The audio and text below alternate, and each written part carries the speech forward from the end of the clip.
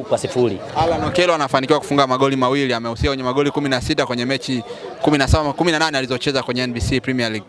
So far ni mchezaji wa namna gani na anazungumza nini namba zake? Ukiangalia ni mchezaji wa tofauti kabisa kwa sababu ana mechi 18, amefunga goli 9, ana assist 7. Ukienda kuangalia muendelezo wake amehusika kwenye goli 15. Kwa hiyo ni mchezaji ambaye ameshajitengenezea consistency nzuri ya, ukiangalia namba zake ya mechi amecheza 18, ana magoli 9, amehusika kwenye magoli 16. Kwa hiyo ni mchezaji ambaye namba zake zinasomeka vizuri, tofauti na yule mtu ambaye wanasema kwamba Clatous Chota Chama ana namba ambazo katoka nazo goli clean sheet kutoka Singida kuja nazo Simba Sports Club. Amecheza mechi 24, amehusika goli 8, ana assist 6. Ukiangalia Chama amehusika kwenye goli 14. Kwa hiyo Alan Okello ni mchezaji ambaye consistency yake ni nzuri na inatisha namba zake ndani ya Dar es Salaam Africans. Anasemekana ni mchezaji wa kawaida na wachezaji wa kariba yake wako wengi sana tunao hapa ndani. Kwa hiyo ni kama walikuwa wanaona Yanga kumsajili ni mazonge tu.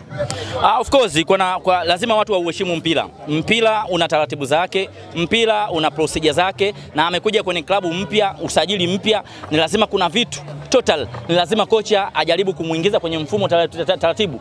Mwanzo Alan Okello anakuja Dar es Salaam Africans alikuwa anatumia wide.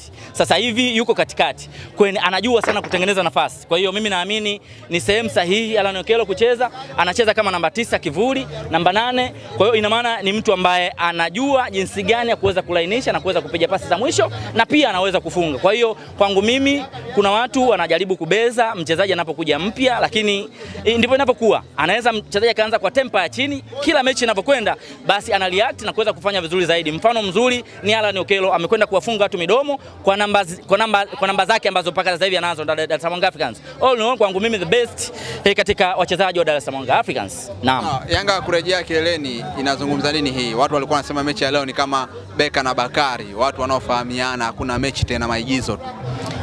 Tumeshaona mara nyingi sana hata Yanga anakwenda kupoteza mechi ya Singida na Dodoma Jiji ile anafunga goli 3. Kuna watu walitengeneza kwamba ile timu si anaimiliki Mavunde ni mjumbe wa baraza la wadhamini Dar es Salaam Africans. Kwa hiyo ile mechi itakuwa ni free tu. Yanga anakwenda kupata. Mpira haupo hivyo brother. Kila mtu ana mahitaji yake ndani ya taasisi yake. Kwa hiyo mimi siamini hiki ambacho watu wanavyosema sijui Abdalla Dula, hakuna. Angalia mpira wa leo. Kocha anakwenda kureact kufanya sabu ambayo ilikuwa sio ya kiufundi kwa ile goli ambayo limefungwa. Unaona kabisa mechi ina tension kubwa, kila mtu alikuwa na mahitaji katika klabu yake. Kwa hiyo mimi naamini hayo mawazo ambayo watu wanayo wajaribu kuyafuta, ili kuna wakati mwingine Yanga anaposhinda watoe ile scenario kwamba Yanga